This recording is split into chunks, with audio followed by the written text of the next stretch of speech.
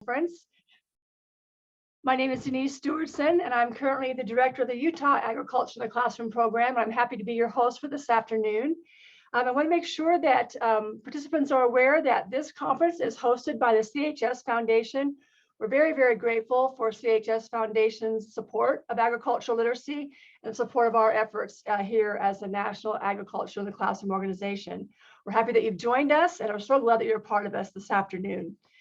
We encourage you to stay for each of the sessions that we're offering, but as you know, you have links to the elementary and secondary sessions, and you're welcome to switch back and forth between those. The sessions are being recorded and will be made available to you following the webinar at a later date. During this session, you are encouraged as participants to use the Q&A function on your Zoom controls. I will relay those questions to Andrea or answer them as I'm able, but just make sure that you use that function if you have any thoughts or questions for Andrea. You'll also receive an email following the webinar from National Agriculture in the Classroom asking you to evaluate and provide your feedback on this webinar, so watch for an email later on that. Without further ado, I want to introduce Andrea Gardner, our next speaker. Andrea Gardner is an education specialist for the National Center for Agricultural Literacy. And prior to that, Andrea was a high school ag teacher, agricultural science teacher. Andrea is also the author of numerous lesson plans on the National Agricultural Literacy Curriculum Matrix, and she also provides professional development opportunities for teachers nationwide. Andrea, thank you for being here this afternoon, and we'll let you take it away. Thank you. Welcome, everybody. I'm excited to present this workshop to you today. I presented it at the national conference in person, and I'm excited to bring you virtually to my kitchen to show you how to make mozzarella cheese and to show you what an exciting educational experience this can be for your students. If you haven't seen already and done it, if you're on a desktop and have an extra screen you can pull up, please go to agclassroom.org and search Whey Cool without a space in the middle. To pull up the lesson plans that this mozzarella cheese lab is incorporated in. Then you can kind of see the lessons as we're going through them and be able to ask questions to be able to do this in your classroom. So we're going to start off right now with the actual cheese. Let me turn off my screen share so that you can see the best you can.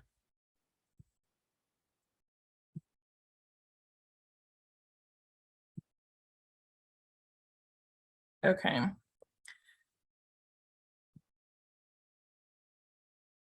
Denise, is that showing just me? Yes, I see just you. Okay. It's not showing up on my side, so I just wanted to make sure. I'm trying to think how I see you in your kitchen right now. Okay. It's just showing a different, it's not showing me at all, so I can see what you can see. Let's see. All right, I'm just gonna go with that. Okay, so this mozzarella cheese recipe is supposed to be made in 30 minutes. We're gonna get that done today. So we're gonna start out with a gallon of milk, and I'm gonna pour it. I set this up, even though my stove is right behind me, I set this up the way most of you would in a classroom. Unless you're a family consumer science teacher with an actual kitchen and food lab, what you'll want to do this in the classroom is a hot plate and a stainless steel pot. You'll need a thermometer. What I'm going to do right now, the very first thing you do is turn the heat on medium high, and to the milk I'm going to add the first ingredient, and that is citric acid. Okay, I've got 1.5 teaspoons of citric acid that I have stirred into a 1/4 cup of water. The reason that you put the citric acid in the water before you add it to the milk is because it helps the citric acid distribute throughout the milk better and faster. What citric acid does to milk is it lowers the pH. So this lesson is aligned to an elementary level all the way up to high school. So there's 4 different lessons in the matrix that you'll see. So as I'm presenting this workshop today, if you're an elementary teacher, some of this science is going to be higher than what your students are going to take, but that lesson is aligned just for elementary science. So stick with me. I'm going to try and explain it on each step and level, but you'll have an opportunity to present it to the appropriate grade level that you can. So I have the heat on medium high. I've stirred in the citric acid and water, and I'm just going to wait for it to heat up to 90 degrees. In the lesson plans, you're going to see the recipe. This is what it looks like. It's the mozzarella cheese recipe. It lists all the equipment that you need. There's pictures, and you are going to have step-by-step instructions. So if you are on a desktop with more than one screen, you can follow us along. We're currently on step 4. Okay, so we're waiting for the milk to heat up to 90 degrees. We're at 51 degrees right now. While the milk is heating up, you do want to stir it because it will scorch if you don't. So what I'm going to do while this milk is stirring is just talk to you about some of the ingredients and where you can find them. So the first one is milk. So question, what kind of milk do you use? I am just using whole milk from my local grocery store. This is regular pasteurized milk. It is best to get milk that was pasteurized at a lower temperature, meaning less than 170 degrees. And just to give you a little background on pasteurization, there's 2 ways that processors can pasteurize milk. One is that they raise the temperature high for a short amount of time, and the other is that they have a lower temperature for a more extended period of time. So the lower temperature for a more extended period of time is going to give you a better quality cheese curd, but it's also harder to find. Most commercial processing plants, like where I got my milk, and probably most of you can get your milk, is a higher temperature. The only difference, just to be aware of it, you can still use the milk, but just know that your curds are going to be smaller in one of the steps that I'll point out as we get farther down the line. So it still works, so don't worry about it. If you do have a local dairy with a creamery that processes their milk locally, you might be able to get pasteurized milk that was pasteurized at a low temperature. So just be aware of that difference. Just know that the curds are smaller if you get your milk at the grocery store, but everything turns out the same. It tastes the same. Everything works. So just get whatever milk is easiest for you.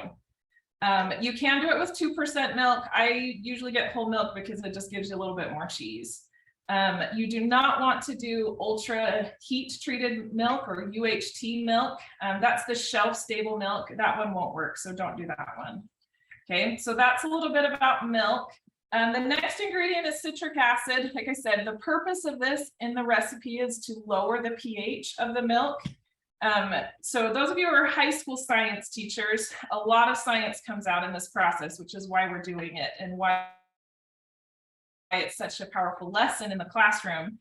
But we're going to lower the pH to help the enzymes work better and to get better coagulation of the milk as we form the cheese.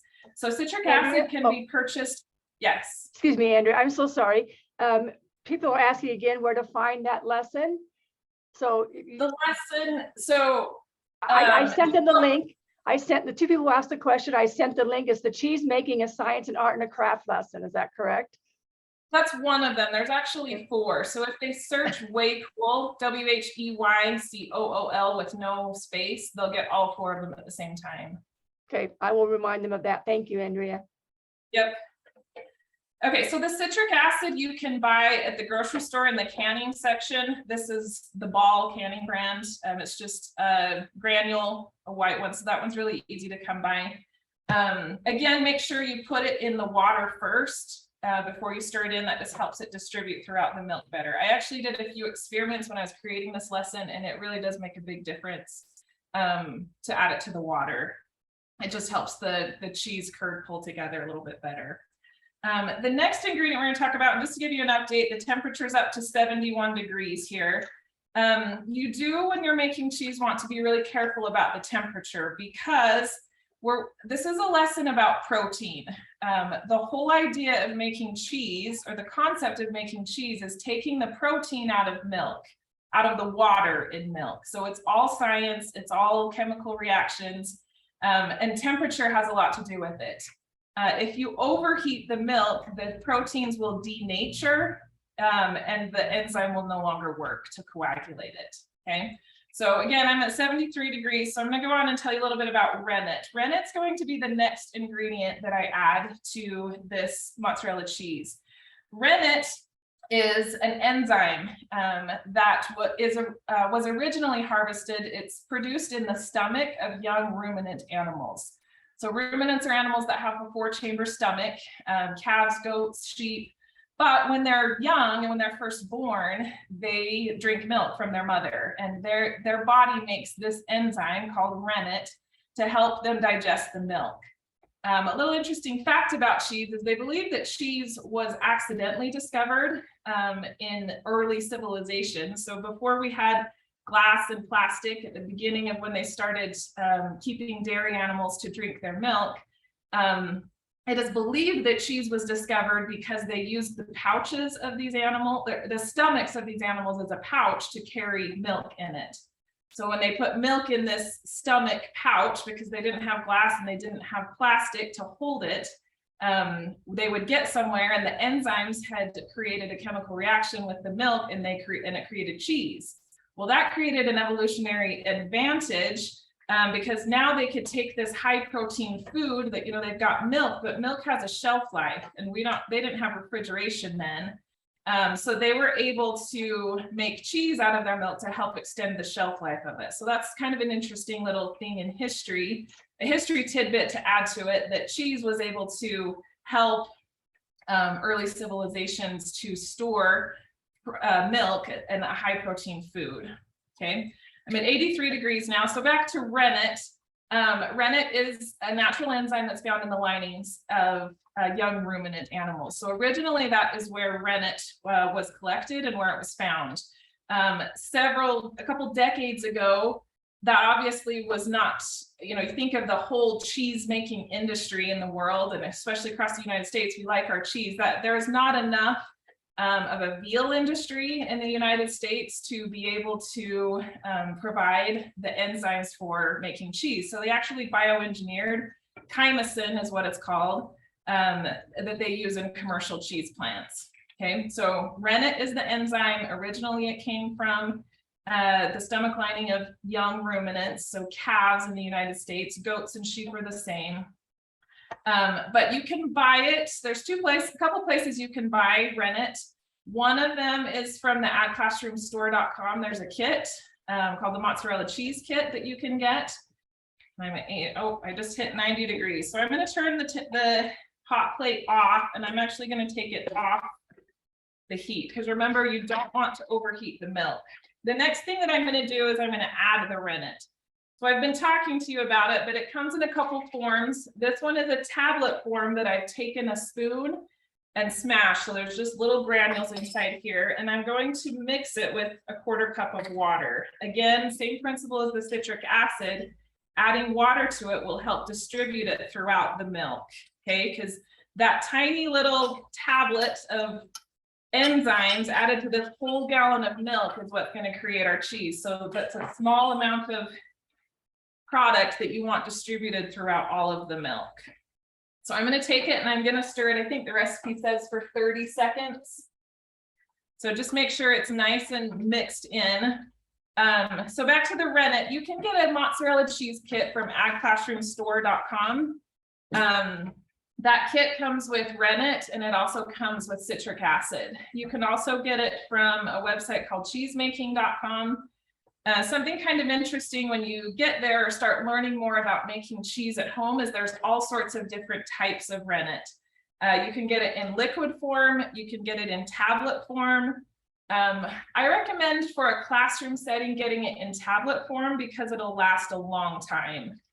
So this bottle that you can use what you need and then put in the freezer, and it will literally last for years if it's in the freezer. It has a really long shelf life as long as it's in the freezer in a temperature controlled area. So that makes it really friendly for teachers to have supplies on hand when they need them.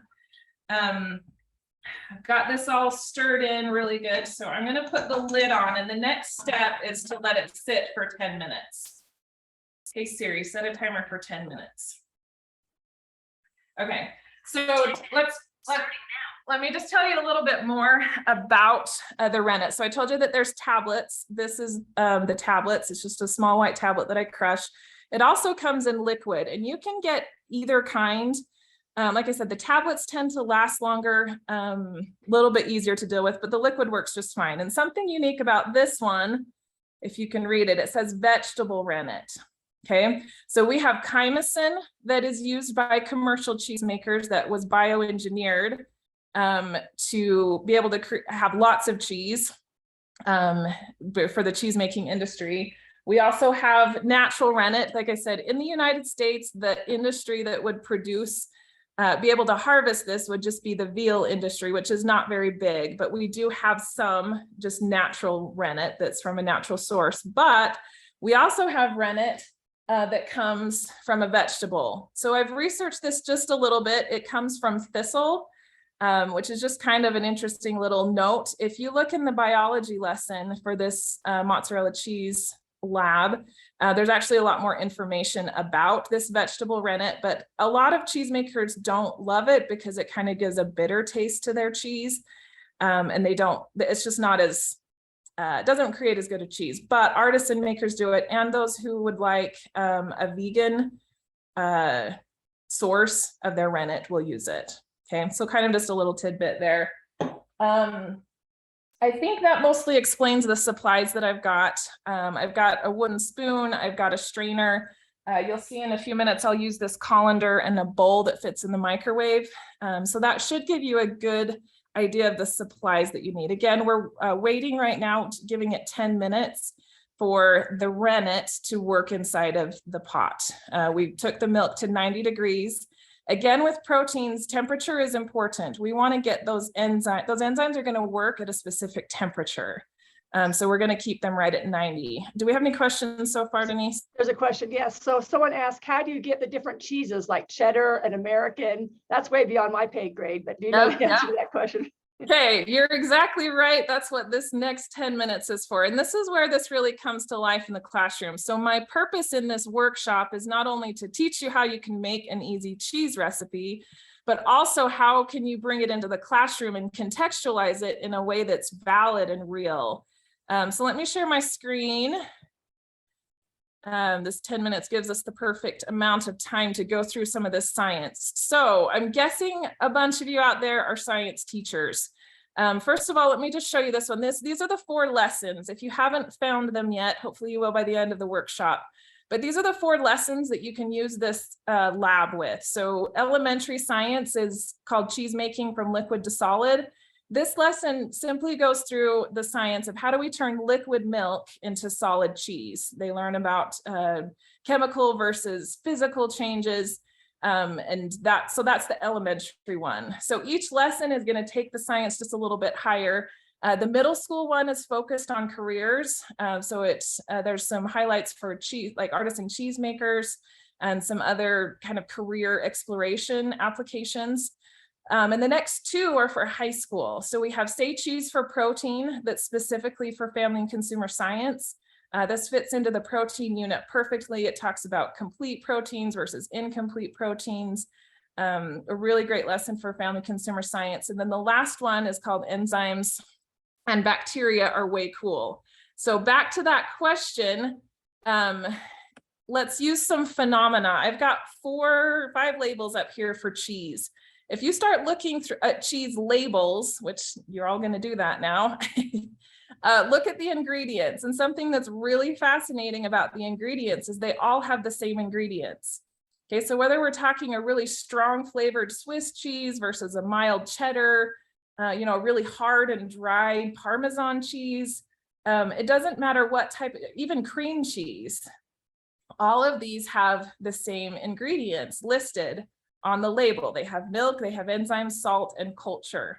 Okay, so this is a really awesome entry point in a science class to ask your students, how on earth do we take the same ingredients and make them into this vast variety of cheeses? There's literally hundreds of varieties of cheeses that taste, some are soft, some are hard, some are high moisture, some are low moisture, you know, just tons and tons of varieties. So this is the entry point in your classroom to help them see and want to explore more. Okay, so let's talk about it just a little bit more. Here's your instructions. One point that I didn't say when I was talking about rennet, I'm just gonna interject right now, is you will see this junket rennet at the grocery store. Please don't get that rennet, it doesn't work. I know from experience, I saw it on the shelf and I was like, oh, I can get that instead of ordering it. But it doesn't work for some reason. So don't get that rennet, stick to the actual cheese making rennet. I already talked about these. Another tip is when you're doing this in the classroom, bring crackers or something for them to taste the cheese with. That helps quite a bit. Okay, so back to the science. This one is in the family consumer science lesson, but they're able to really break down what amino acids are. So amino acids are what builds proteins. And in the lesson, the instructions, we don't have time to go through every activity here, but hopefully this gives you enough of a teaser that as you go and look through the lesson, if you're a science teacher, that you can do it. This is an activity where you take pop beads. So just the toys that little girls can make bracelets and necklaces out of, take pop beads and have them model amino acids. So this is cysteine. They can take those amino acids and bond them together with peptide bonds. Like I said, all the instructions are in the lesson. Here's the major amino acids. So we have essential amino acids and non-essential amino acids. Again, using the pop beads, such a super easy toy is what it is to come by. Also, it's very affordable. So another thing that you can do with these beads is put them in a polypeptide chain and then fold them into proteins. So all of this is what's happening behind me right now as we're making this cheese, is these proteins are changing and we're going to get them to coagulate together using an enzyme. Okay, another thing about cheese that's interesting is there's two types of ways to make cheese. One is with an acid, so acid coagulation. So just that citric acid could have been used to make a soft cheese. But if we add an enzyme, you know, going back to that original question, how do we have the same ingredients but make different cheeses? We add a little bit more to it. We add an enzyme and then even a culture. The next element is bacteria. Okay, so cheeses, most cheeses, not the fresh mozzarella, but other cheeses like cheddar, Colby, Gouda, Swiss, most of those other common cheeses, they're going to have some sort of bacterial culture in their milk, in their recipe, to change the flavor. Okay, it adds flavor to it. There's time that makes a difference. Some cheeses are literally cured for years before they're ever eaten. Okay, so how does this all come together? Students are able to start to see, if I have cheese, or if I have all these main ingredients, every little thing that I change is going to create a different type of cheese. So if I age it longer, I can get different flavors. If I add different bacterial cultures, I can get different flavors. If I don't add an enzyme, I can have a softer cheese. So they kind of just start to see how science goes down, like you can use it to go down these different paths and these ingredients to be able to know how different varieties of cheese are made. Another idea of how to use this in the classroom is give them a challenge to use science to take the water out of milk. So if you look at the components of milk, the majority of milk is water, and the rest are things like proteins and also the small, they call it the components of milk, or the solids. So what we're doing in cheese making is we're just taking out all of the liquid, which I'll be able to show you a little bit more in just a few minutes. So let me stop this share. Any questions at this point?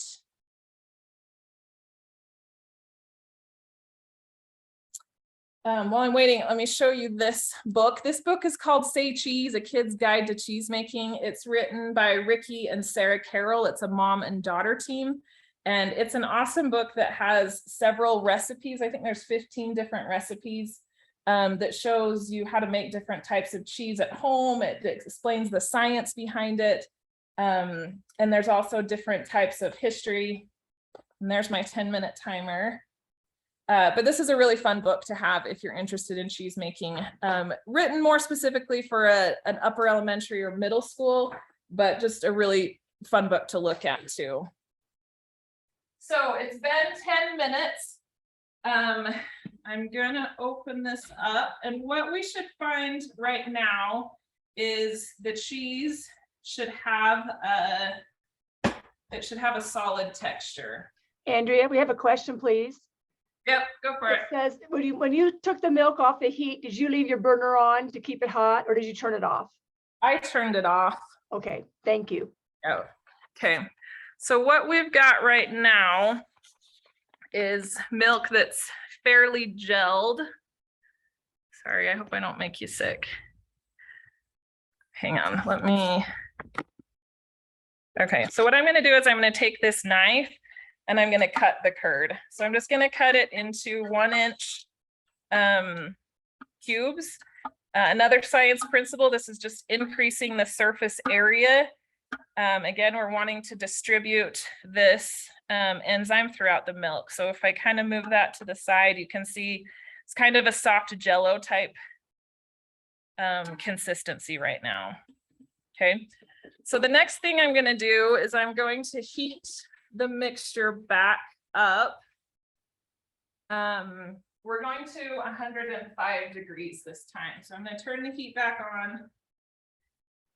You could leave it on just to answer that question, but where we're not, we want to be careful not to overheat the milk.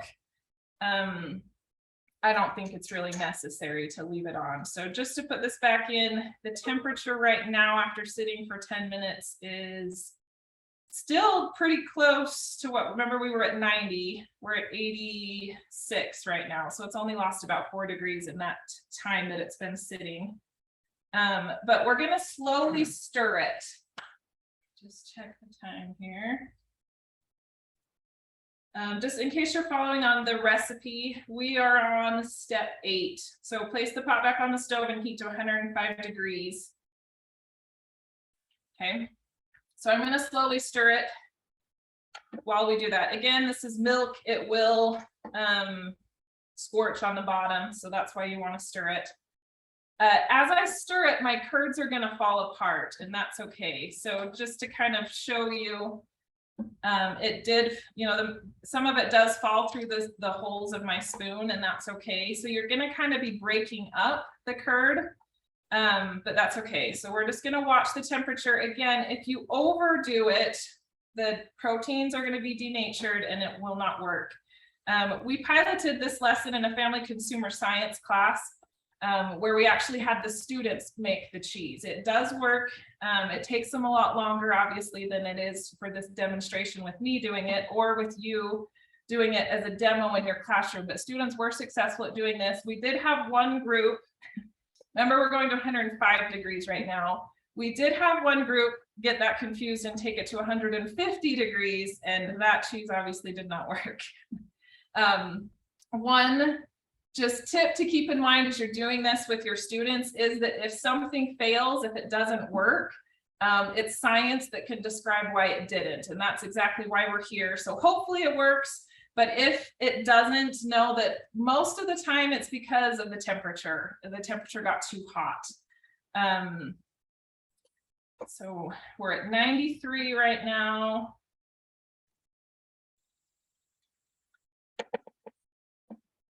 $94.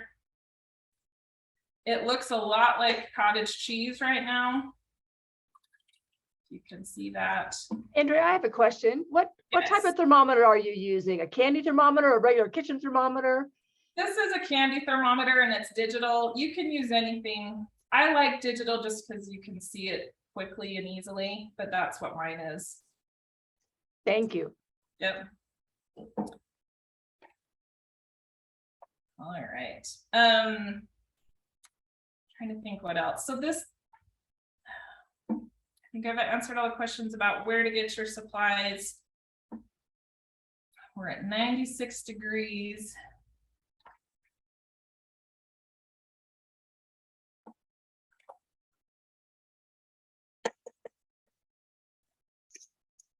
The other thing that stirring helps with is just to make sure that the thermometer is, that the heat is evenly distributed.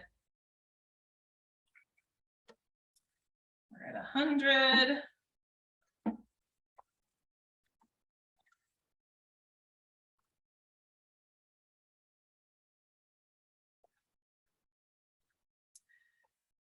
Another idea, when I used to do this in the classroom, I was an agriculture teacher, and in my animal science class, I would make 2 batches of cheese side by side, one with milk from Holstein cows and the other with milk from Jersey cows, which was a really awesome display of how Jersey cows as a breed have a higher butterfat content in their milk than Holstein cows, because the cheese from the Jersey cows, there would just be more cheese available. So that was kind of a fun application just to show the differences in breeds and the characteristics of their milk. Okay, so we're at 105 degrees now. And I'm gonna let it just sit for a couple of minutes. I'm gonna move this hot plate out of the way because we don't need that anymore.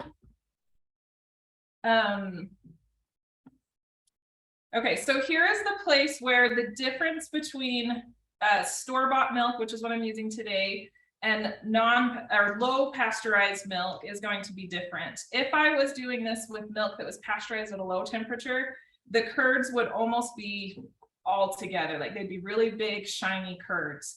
But when the milk was pasteurized at a higher temperature, it just breaks them down. It's not a big deal, like I said, but just know that there's going to be a difference in the way that the curds form. Here's another piece of science that we're seeing. Again, I'm just letting this sit for just a minute. Another piece of science that we're seeing is there's 2 proteins in milk. One of them is called casein, and one of them is called whey. So another thing to learn in science is the difference between a hydrophilic protein and a hydrophobic. So hydrophilic proteins like water. They will stay with water. Hydrophobic proteins don't like water and they try to get away from it. Okay, in milk, we have one of each. We have a hydrophilic protein of whey that's going to be left in this pot when I pull the cheese out. And then we have a hydrophobic protein, which is casein or the cheese that's separating itself from the water.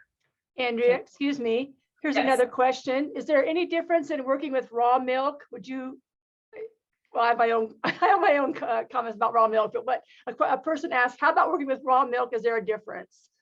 There is not a difference. The idea is the level, the temperature of pasteurization is what changes the size of the curd. I don't recommend using unpasteurized milk in the classroom, because even though you are raising the temperature of the milk, and it's going to go up even higher when I put it in the microwave in just a minute, it's not, the temperature isn't sustained long enough to technically pasteurize it. So for food safety concerns and to be safe, don't use raw milk in the classroom. But obviously raw milk is going to have the same effect as far as forming of the cheese curd as a milk that was pasteurized at a low temperature. Hopefully that answered that question. Thank you. Yep. Okay, so what we're going to do now is we're going to strain the cheese off. So I've got a bowl underneath this colander, if you can't see it. I've got a bowl and I have a slotted spoon, and I'm just going to be taking the curds out.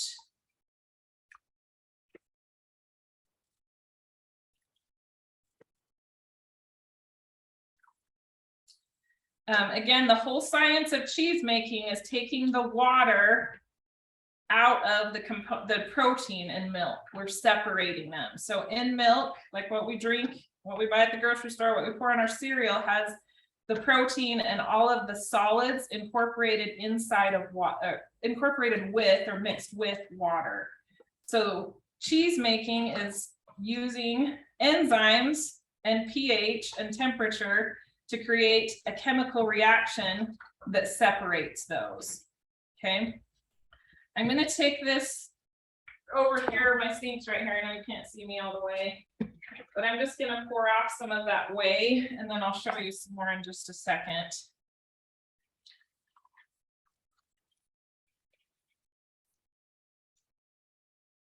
It's just a little bit faster to do it this way.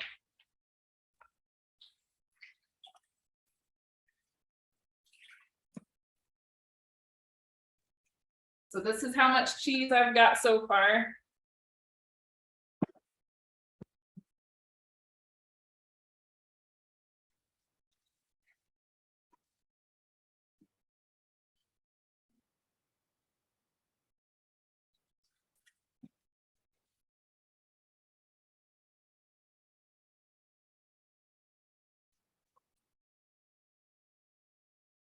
One more pour, and then I think I'll have it all.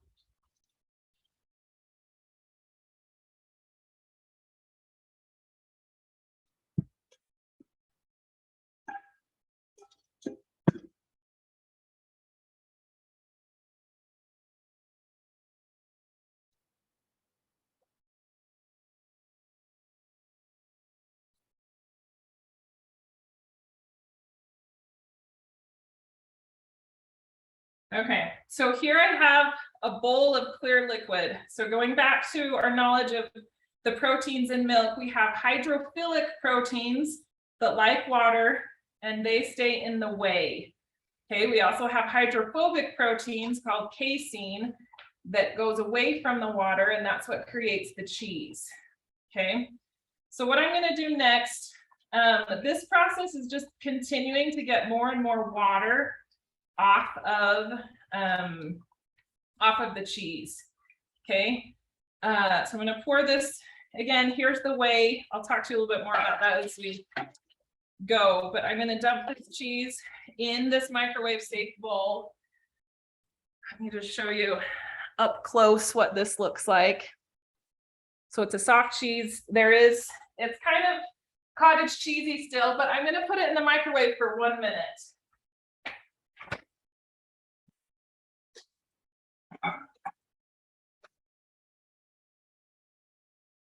Okay, what the microwave is doing is it's curing it. So most cheese will cure for a set amount of time. Mozzarella is considered a fresh cheese, not a cured cheese, but this just helps get more and more water out of it. The next ingredient we're going to be adding is salt. One word to the wise about making cheese in your classroom or for yourself is the flavor of the cheese and the familiarity of the cheese. So making something that your kids actually recognize that they bought at the store has everything to do with the salt. Okay, if you taste the cheese right now and there's no salt in it, it won't taste like cheese and it won't be familiar to your students. But once you add the salt, that's when it starts to become familiar. Okay, so we're done with that. What we're going to be doing, like I said, in the microwave, it is just starting to cure.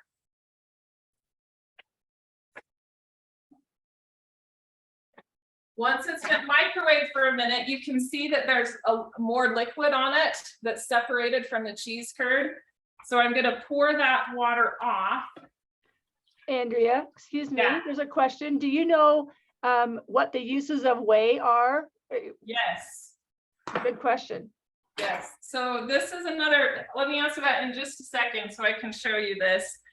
Let me try and get it to where you can see it. So this is kind of going to look like bread dough, and you're going to knead it similar to bread dough. So the more I stir this, the more this clear liquid comes off.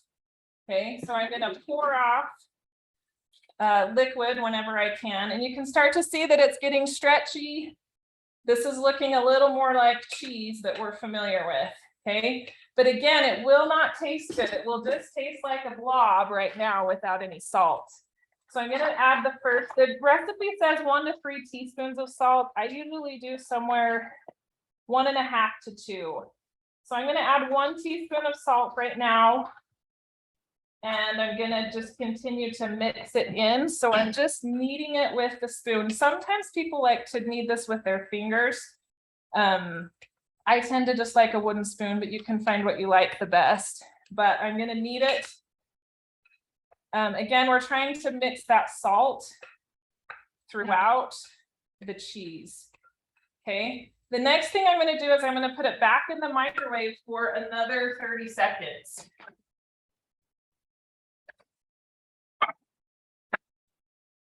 So while that is microwaving for 30 more seconds, to answer your question about the whey, whey is a byproduct of the cheese making industry. And the place that you and probably your students, if they're secondary students, recognize whey is in whey protein or whey powder that's found in like protein drinks. So what that is it's literally this byproduct, this clear liquid is full of its water and its protein, whey protein. So what the food processors will do is they'll take this leftover whey from the cheese making industry, dehydrate it, take the water out of it, and then that powder is what's used to make drinks, like protein drinks and supplements. So that's kind of a cool little addition, application to food processing. Okay, so this is gone for 30 more seconds. I've already added some salt, and the more that I just knead it with this wooden spoon, the more that salt is moving. And this time you can see there's no water left. Okay, last time, both times I was dumping more and more whey off, and I don't have any this time. Okay, so I'm going to add another teaspoon of salt.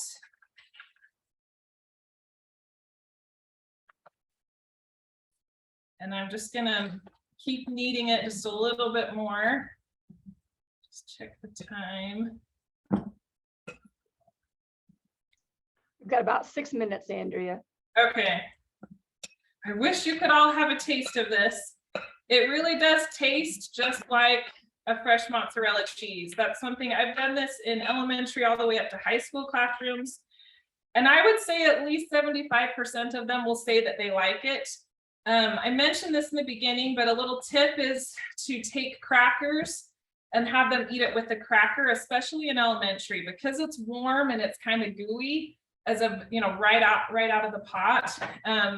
Some kids, it kind of gets their gag reflex just a little bit just because of the texture of it. So if you put it on a cracker, you won't have that.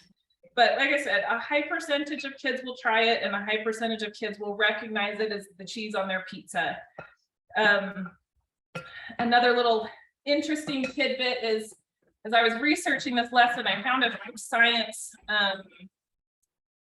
department at a university that they were actually studying mozzarella cheese and how they could make the cheese so that when it blistered on pizza, it looked good. Okay, so this exact fresh mozzarella cheese is not something I can put it in the fridge, and I can grate it later once it's hard and cool. But if I were to melt it like on the top of cheese or on the top of pizza, it wouldn't look it doesn't look appetizing because it doesn't have some of the other ingredients that a commercial mozzarella cheese will have. So eat it fresh. Family consumer science classes have done like a caprese salad, like a garden salad with like tomatoes and cucumbers, some balsamic vinegar. But what we have here is a nice loaf of cheese. So it's still quite warm. You can take a knife and cut it into pieces and then provide it for your students. So that's it. And here we've got just about, let's see, maybe 2-3 minutes left. Want to make sure this has been fantastic. I want to know any questions. We've answered all the questions in the Q&A, but any questions that people have, you want to pop into the Q&A. Did everybody find the link to the lessons? Let me actually, while we're waiting for questions, I'll share my screen and take you there. Thank you. Okay, so here's the curriculum matrix. This is on the national site. If you have a state site with them, you could go to that as well if you're in a state with the matrix on it. But I just searched Whey Cool. You could also just search mozzarella or cheese, and these are the 4 lessons. Okay, so you can click on each of them, and they're grade specific, covering the standards in those specific classes. You can read through there. All of these links lead to slides, printables. Here's the recipe that I showed you. So just for sure, make sure that you can get to those resources. I am happy to answer questions as you get down the road, but that's where you'll find the lessons. And we've had some people ask about a coupon code for the classroom store, which is agclassroomstore.com. Yes. It says it's not working. So we're going to research that and make sure Okay. that we find that out. I'll make sure I announce that as soon as we have that available. So stick around for the next session or watch for the email that comes out. We'll make sure that everyone knows that. Oh, sorry Katie, to go interrupt. ahead. There may be an exclamation point at the end. Oh, so virtual 22 exclamation point. Let's try that. So if you're at Ag Classroom Store Or virtual 2022. Sorry, I had two answers here. so what? We've got too many cooks in the kitchen today, don't we? Andrea's gonna try it right now. So here's the agclassroomstore.com website. Here's the mozzarella cheese kit. So you'd add that to your cart. That's where you can get the rennet if that is helpful for you. So Katie, we're thinking the code is virtual 2022. Yes, that's what we're thinking at the moment. Okay, we're gonna try that. We'll make sure that everyone knows. We'll double check that. Oh, doesn't work. Someone's trying it. We're gonna find that out and make sure that everyone gets it. So stick with us. Andrea, thank you. I don't see any more questions about cheese. We're trying to work out there. But this has been fantastic. I made this, I've done this several times. I did this with honor students one semester, and one of the honor students says, this is just like magic. I said, no, it's not magic, it's science. I think that's what the important thing to remember is that it's not magic. Yep. It is science. So thank you very much. We're going to work on that code and get that to everybody. Andrea, you've been fantastic. Thank you so everybody. much for being with us. I'll stick around here if anybody has any questions, but we'll start our next session right at the top of the hour. Thanks, Andrea.